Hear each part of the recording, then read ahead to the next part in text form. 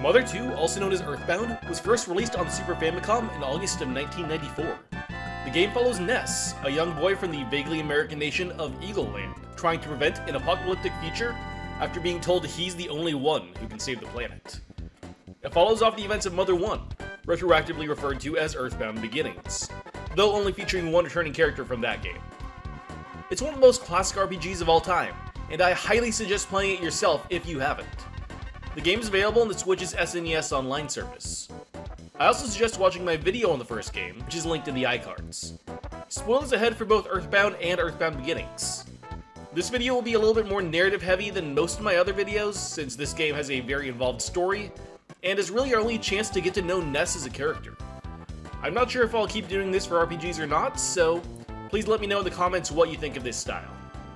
In the finale of the previous game, the world-conquering alien Giygas failed in his mission to wipe out humanity. However, after his defeat in Mother 1, he promised to return, and did so a few years later. As before, his presence on the planet caused things to change. People and animals became aggressive, attacking anyone they came across. Inanimate objects came to life and acted the same way. People began to disappear, being kidnapped for some unknown reason to support Giygas' attack. That said, despite moving forward with his plans, Giygas was broken. His heart ached for the loss of Maria, his adoptive mother, and he became unstable, losing control of his body and mind. The degradation was spurred on even more by his use of time travel to lay the seeds for his future goals, leaving traces of him in the ancient past, such as the tombs of Scarabia. He also hid an artifact holding his powers, known as the Mony Statue, deep in the ground beneath what would eventually become the town of Wanette. While we're never explicitly told that the Mony was placed by Giygas, its similar abilities and the fact that his followers venerate the piece makes it pretty clear that it has ties to him. Eventually, Giygas collapsed completely, and the Conqueror lost all ability for conscious thought, becoming nothing but a collection of pure evil power that threatened existence itself, turning the Earth into a living hell. However, a prophecy given by a machine called the Apple of Enlightenment stated that 4 heroes from the past would be capable of defeating him and saving the universe, if given the proper guidance. In order to see this prophecy fulfilled, one warrior from this hellish future named Buzz traveled back in time to when Giygas' invasion began, in hopes of preventing this timeline from coming to pass. Buzz crash-landed in the hills above the peaceful town of Wanette sometime in the 90s, before Giygas' onslaught, and not far from the home of a boy named Ness, the first of the heroes known as the Chosen Four. Ness lived here with his mother and sister. His father worked a lot and was often away from home, though he still called his children often. Next door lived the Minch family, made up of parents Aloysius and Lardna, and their sons, Porky and Picky. While Ness and his family had a happy life, the Minches were abusive to their children, leading to Porky being a hateful young boy who viewed Ness, someone he often harassed and mocked, as the only person he ever considered a friend. There was also animosity between the parents of the two families, with Aloysius claiming that he lent a substantial sum to Ness's father that he had never paid back. Though it seems that the exact amount lent, or even if the money was lent at all, is unclear. When the meteor containing Buzz first landed, Picky, the younger Minch brother, went to investigate. Knowing he couldn't lose his brother, but being too cowardly to go on the night himself, Porky went to Ness for help. Alongside Ness's dog King, the two searched for Picky. They found the boy near the impact site, where they also discovered Buzz. The insect explained how Giygas' very presence caused chaos in its wake, and his being on the planet would cause madness and destruction. By now, the children had already experienced this phenomenon, having fought multiple wild animals in their travels so far. He also told of the prophecy, that 4 children would be able to defeat Giygas and save the planet. However, despite his escape from the dark future, Buzz had been followed. As the children left the area, they were attacked by a Starman Jr., a member of Giygas' forces sent back in time to prevent the future from being changed, in what seems like a Terminator reference. However, Buzz was able to defeat the alien rather handily. But the bug wasn't up for every challenge. As soon as they returned Porky and Picky home, their mother squished the small bug-like Buzz, assuming him to be a dung beetle. With his dying breaths, Buzz gave Ness the Sound Stone, a relic capable of collecting 8 magical melodies that would help Ness reach his true potential. Each melody can be found at a specific location around the world known as your sanctuaries, the first of which was north of Wonette, on the Giant Step, where he fought the Titanic Ant. As Ness left to go on his hero's journey, however, Porky left on his own travels. Fellow Wonette citizen Liar Exaggerate had uncovered the Mony Statue and sold it to a man in the nearby city of Tucson named Carpenter. He would soon after found a cult known as Happy Happyism due to the statue's corrupting effects. They would soon be joined by Porky and his father, who began to worship the idol. Porky in particular was on track to become a high priest of Happy Happyism. One of Carpenter or Porky also received instruction from Giygas to find another of the Chosen Four, Paula Jones, a psi-sensitive girl with prophetic dreams. The cult schemed to sacrifice Paula, putting an end to the threat against Giygas, but they were defeated by Ness, who freed the girl. At this point, after losing his first ever shot at true power and respect, Porky turned back to Ness, the closest thing to a friend he'd ever had, and tried to reach out. However, sensing rejection, Porky turned on Ness completely, and returned to the service of Giygas. His heart hardened against the closest thing to a friend he'd ever had. Ness and Paula then found the second sanctuary location, Lilliput Steps, and defeated its guardian, Mondo Mole. The two came next to the town of Threed, which was plagued by a zombie epidemic. The two heroes became trapped in the graveyard, where they were freed by the third of their party, Jeff Andonuts, the lonely son of famed scientist Dr. Andonuts, and a genius inventor in his own right. Jeff came from Foggyland, an allegory for the United Kingdom in the EarthBound universe. Together, they managed to trap the zombies and put a stop to the source, a factory led by a disgusting figure known as Master Belch, freeing his captured slaves, a race of advanced creatures known as the Saturns, who we'll discuss more later. They also found the third sanctuary of Milky Well, defeating its guardian, the Trillionage Sprout. While Ness was doing that, Giygas kept moving in the background. The Mony Statue had been stolen by Everdred, a ne'er-do-well who had kind of befriended Ness and Paula in Tucson. He then tried to sell the thing in the big city of Foreside, which is analogous to New York City. Porky and Aloysius also moved to Foreside to join forces with fellow Giygas worshipper Geldegard Monotoli, who had been made mayor of the city. They mugged Everdred, leaving the criminal for dead and taking the statue. When the party reached Foreside, they found Everdred in his sorry state, and were told to search out the statue in the city. Again, Paula was kidnapped by Giygas' forces, and Ness and Jeff needed to save her. During their hunt, the boys found themselves in a strange, backwards version of Foreside called Moonside, which was in actuality an illusion created by the Mony Statue in order to keep them occupied. They destroyed the devilish idol, restoring themselves to reality and freeing others from its influence. Atop the Monotoli building, we meet with the conspirators. Monotoli, now freed from the statue's influence, seems to regret his previous actions and returns Paula to the party willingly, even offering the children a helicopter ride to their next location. Aloysius too seems to lose steam, and goes off to spend the rest of the game absolutely plastered in a nearby bar. However, despite this, Porky remains fervently devoted to Giygas, and steals the helicopter to stall the Chosen Four and join Giygas in his base of operations.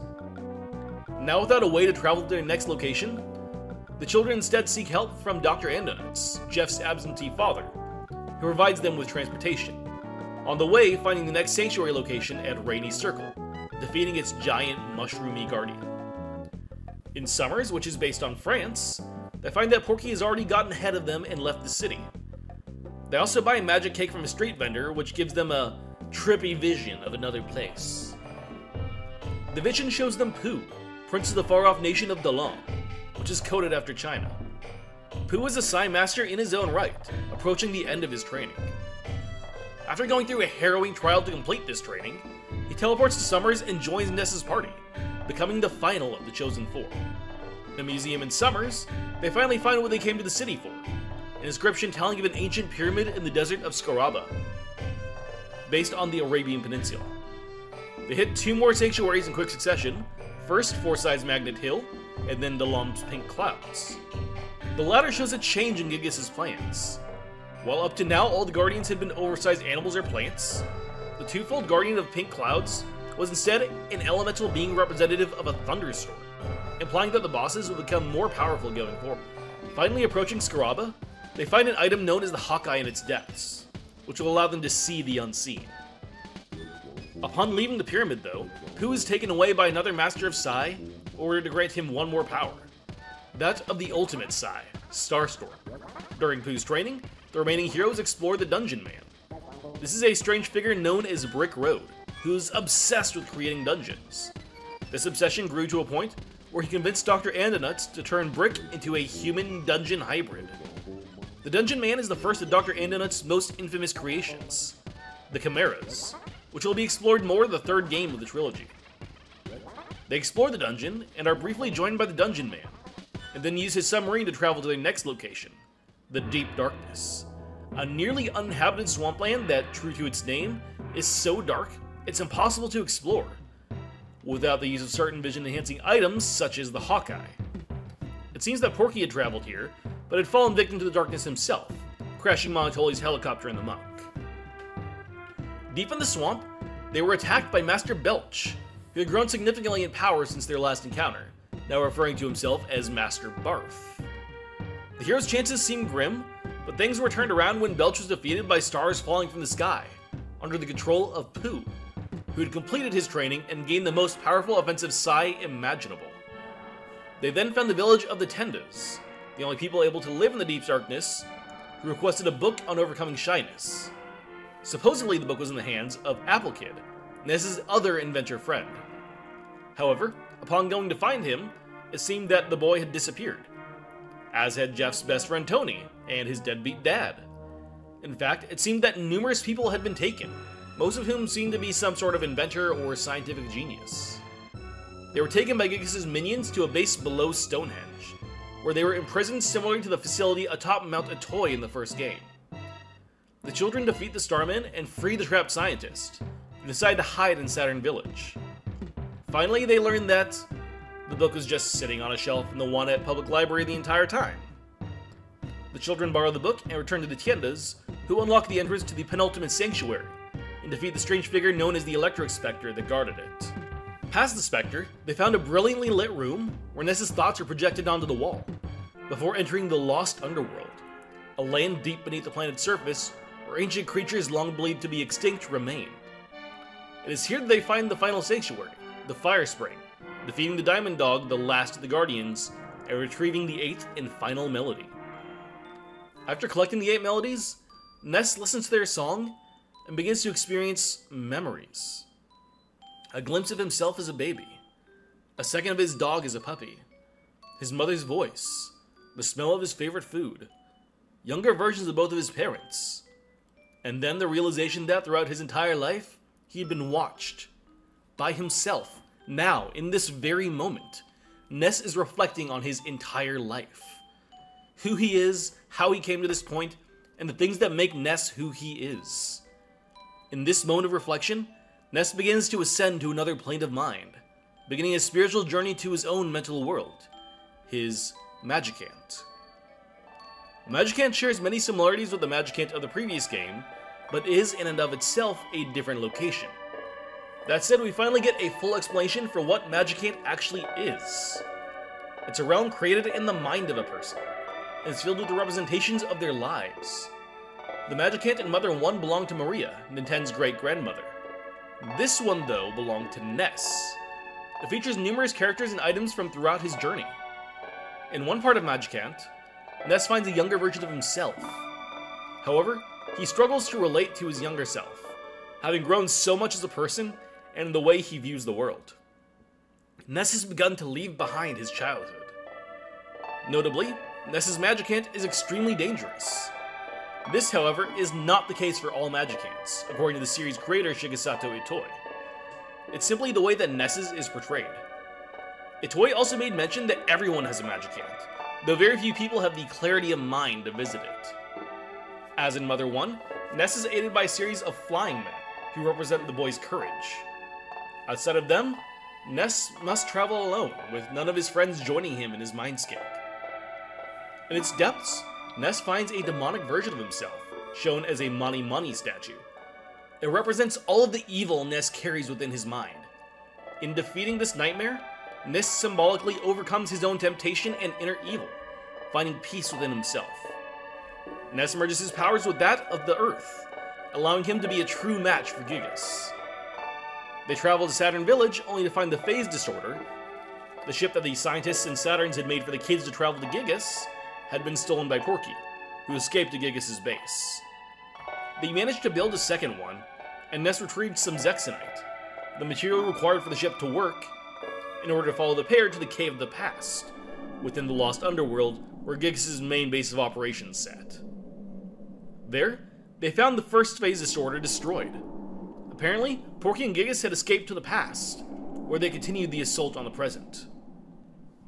Dr. Andonuts creates a third phase disorder, capable of traveling through time, though reveals that the four of them must give up their bodies in order to face Giygas in the past.